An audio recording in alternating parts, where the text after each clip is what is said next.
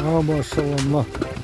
Çoğalayda birinci yolu Hidrotrans nasos menен иштеген, соляркасыз, светсиз, бекер суу чыгарып бере турган насос жасалды. Муну мына кызылешлечи Бакыт деген досубуз жасаптыр. Өтө сонун, машалла.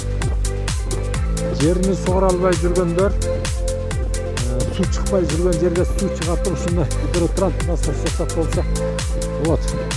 Мына жөнөкөй эле айылдык жигит өзү 76-жылкы болот. Аллакылов Досбек деген жигит, машалла. Алла разы болсун досум, эл кызмат кылат. Ким ол? Досбай. Аллакул деген кишинин баласы. Мына биринчи жолу Чоңайда гидротран коюлуп, азыр 20-лык экен. Мына айдаганы 60 шланг менен кетиш керек эле, 20-лык менен эме кылыптыр.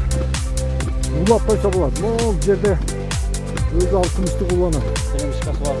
Теремишка. Мына жердечи. Ошол жерге кулланыш керек. Жүр досум, мен барып көрүп келелиби? Мына бийиктиги канча чыгып калат досум?